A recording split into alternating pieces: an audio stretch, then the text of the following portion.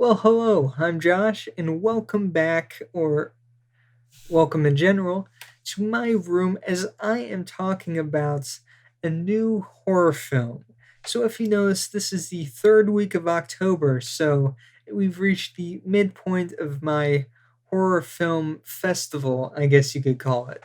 So, for the middle slot in this festival, I knew I had to pick a special film for you guys, and I definitely got a good one. It is Jack Clayton's The Innocents. Now, if you're finding this video through searching up The Innocents, then you probably know a bit about it already. But if you're just finding this through my channel, then let me tell you, you are in for a treat, because this really is one of my favorite films. Definitely in the favorite horror films, but just really one of my favorite films in general. But that's enough of an intro, so let me tell you about it.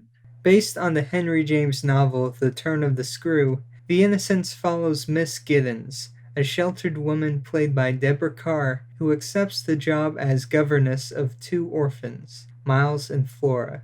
All seems wonderful at first. The grand Bly Manor shines and sparkles upon her arrival. Yet when Miss Giddens sees a mysterious person up on the tower, all the beauty begins to crumble. She learns of the valet Peter Quint and the previous governess Miss Jessel, who died in mysterious ways the year before. As it turns out, both of these people had tremendous influence over the children, and through talks with the housekeeper Mrs. Gross and her further encounters with what may be ghosts, she begins to suspect that these children may not be as innocent as they seem. Directed by Jack Clayton, The Innocents has to be one of the best and most underrated ghost stories ever filmed. What Clayton does so well with this film is he creates this great sense of ambiguity. The novel The Turn of the Screw was quite famous for having this uncertainty about whether or not the ghosts were real or if they were just figments of Miss Giddens' overactive imagination. And with The Innocents, Clayton dials this up even further. He uses all the aspects of filmmaking at his disposal to further stretch this ambiguity by creating evidence on both sides rather than just sticking to one. And this way, it makes you kind of want to watch it a couple times just to get the different perspectives. And much like The Uninvited, The Innocents is a very atmospheric film. It relies much more on things moving out of the corner of your eyes than ghosts jumping right out and scaring you.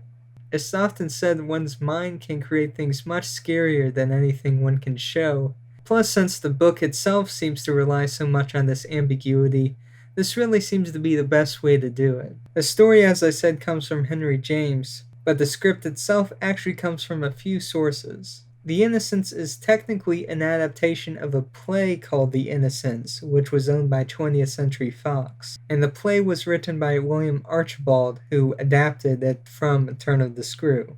However, Clayton, who had grown up loving The Turn of the Screw, was not a huge fan of the play, which confined the whole story to one room.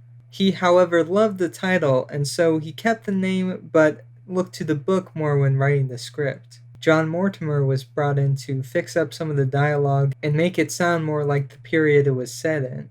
And after that, Truman Capote, who's best known for works like Breakfast at Tiffany's and In Cold Blood, stepped in. He was also a fan of the novel and actually took a 3-week hiatus from writing In Cold Blood to work on this script. And in the end, Jack Clayton said that 90% of the script to The Innocents is Truman Capote's. And Capote brought much of the subtext to the film. He depicts Bly Manor as a kind of southern Gothic place, which appears beautiful on the outside but is crumbling inside.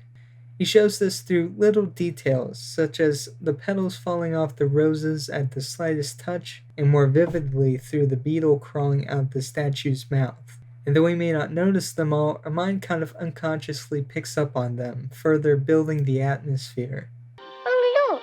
It's a lovely spider, and it's eating a butterfly.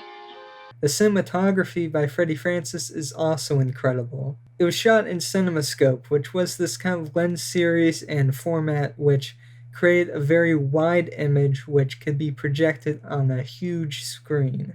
It was a very popular format for studio films to be shot in during the 50s and 60s, primarily those made by 20th Century Fox. It was mainly intended for big color spectacle films like musicals, westerns, action films, those kind of things. So the fact that they used this for a black and white haunted house ghost film was kind of an interesting choice. It's not really what people would have been used to seeing. But the production company, 20th Century Fox, owned CinemaScope, and so they were trying to use it for all their projects. In fact, Jack Clayton was actually quite resistant to the widescreen format. He initially storyboarded the entire film in more of a 4:3 kind of academy ratio, yet the cinematographer Freddie Francis finally convinced Clayton that the executives at 20th Century Fox weren't going to back down and would not fund the film if it was not shot in CinemaScope. So then they went back and restructured and reformatted the whole film to fit the widescreen format. Clayton still wanted certain shots to feel more cramped than widescreen could really do for him, and so Francis developed several glass filters. Each one would be hand painted to either distort the image or focus your eye in on a certain area of the frame. I was actually watching The Innocents the other day, and they do an amazing thing in that. Jack Clayton was the DP on that, or was it the director? He's the director. The director. It was Freddie Francis who's the DP. Is that it is this widescreen film, but there are sequences where all the edges fall off, and it's just sort of like this 1:3:3 box for some of it, and it's just he's just not lighting areas. But when he wants to, it just becomes larger. It's like the command of that frame in that film, or the ability to do stuff with a frame that you can get with what's Quentin's done is it gives you more latitude. It's kind of great that way. And there were a whole series of camera and lighting tricks like this used throughout the production. For instance, they would hand paint the leaves with this special metallic paint to create this unnatural glow when Miss Giddens first arrives at Bly Manor. And they used tons of lights to help create a larger depth of field so that they could keep more characters in focus. They would have characters very close to the camera in the foreground and others very far away in the background in certain shots. And you can really see them playing around with this throughout the film. And in fact, these lights were so big and so bright that actress Deborah Carr reportedly wore sunglasses to set. And all of these tricks did wonders, as The Innocents is one of the best looking films I think I've ever seen, especially in the CinemaScope, and it's really remarkable considering that Clayton was so hesitant to use the format initially. Because when you watch the film, you see they really leaned into the format and what they could do with the widescreen. Really quite a bit more than most widescreen films I've seen from the time. And Freddie Francis has since gone on to shoot films such as The Elephant Man, Glory, and Scorsese's Cape Fear remake, winning 2 Oscars along the way. He's one of the best of his time, and he regarded The Innocents as some of his finest work. And along with the cinematography, this film has some great editing in it. And as we know from Alfred Hitchcock and in Psycho, editing plays a huge role, especially in horror films. And The Innocents does not disappoint. But what's most notable about the editing in this film is the dissolves in the dream sequence. The scene becomes very frightening as multiple images become layered on top of one another. The timing of each dissolve is perfect and it really has a great effect to it. And the music of this film is also very memorable. The score was done by George Auric, who composed some very famous French films such as The Wages of Fear and Rififi. However, the soundtrack is best known for its pioneering use of electronic synthesizers, as well as the song O Willow Waly, which actually plays over a black screen at the beginning of the film. And then the 20th Century Fox logo plays next, without any of the fanfare music. We lay, my love and I, beneath a weeping willow. And this really sets the tone and makes it unnerving right from the beginning. And nowadays, it's a bit more common for a film to use other music over the Fox logo. However, I believe this may be one of, if not the very first film to actually do this. And this is just one of the examples of how great the sound design to the film really is. But let's not forget about the actors. And I think the acting in this film is actually the best out of all the films I'm talking about this month. Everyone is fantastic, but the 2 standout performances are from Martin Stevens and Deborah Carr.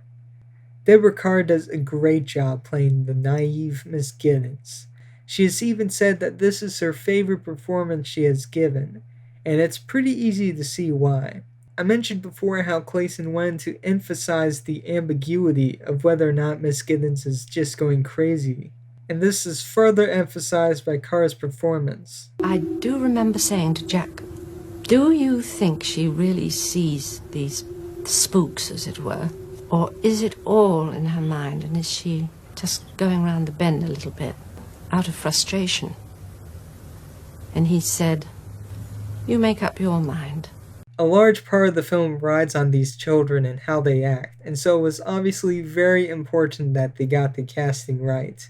And I have to say, I think they found the perfect kids for this. And Martin Stevens as Miles is especially memorable. He had this way of carrying himself about as if he was a much older person. He looks like a 10-year-old, and yet he speaks and acts like this old English gentleman, which really creeps you out without even trying. You're like any other boy. Ah, now who isn't telling the truth? If you really thought that, we wouldn't be having these conversations.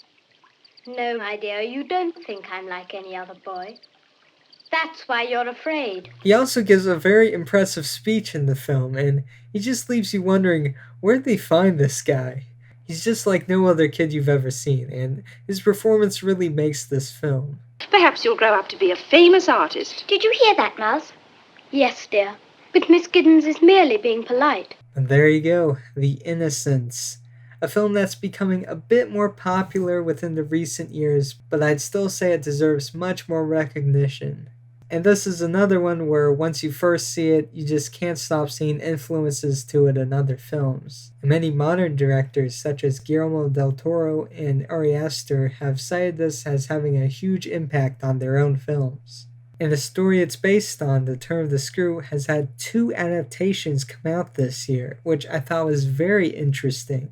The first one, called The Turning, came out this past January. And from what I've seen, it looks like the kind of horror film that comes out in January. After watching the trailer, it seems that they have left all the subtlety and ambiguity of the story right at the door. But it's also important to note that the original ad campaign of The Innocents was not too great either. It had this goofy tagline. It was like, "Do the dead ever come back to possess the living?"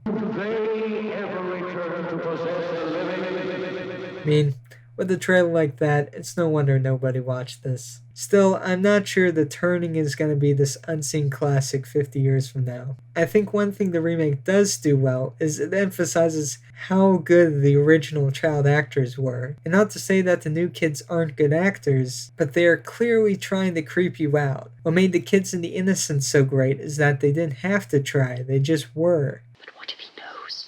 What if Miles knows? Knows what, Miss Giddens, dear? And also, I think Miles is way too old in the new one. I mean, I get they're trying to get the guy from Stranger Things to bring audiences in, but the fact that Miles is so young is very important to this story because of how unnatural it is for a kid his age to act the way he does. Wolfhard, on the other hand, being 17, comes off more as some edgy teenager. I mean, it's still creepy enough, it does the job, I guess, but put the kids in The Innocents next to the kids in The Turning, and there's really no comparison. However, the other remake looks a bit more hopeful. It's actually the second season in Netflix's Haunting series. The first season was a very loose adaptation of Shirley Jackson's The Haunting of Hill House, and so likewise The Haunting of Bly Manor is a very loose adaptation of the Henry James novel. The series has gotten some very good reviews, definitely better than The Turning, but appears to mainly use the book as a framework for their own story. So I think it's still safe to say The Innocents is the best adaptation of The Turn of the Screw out there, and really one of the best ghost films you can find. I've not seen it on any streaming sites that you can pay for it, but I have seen it on YouTube in varying qualities if you want to go the free route. Otherwise, there are a few different DVDs and Blu-rays you can get. I have the Blu-ray Criterion here that I can definitely recommend.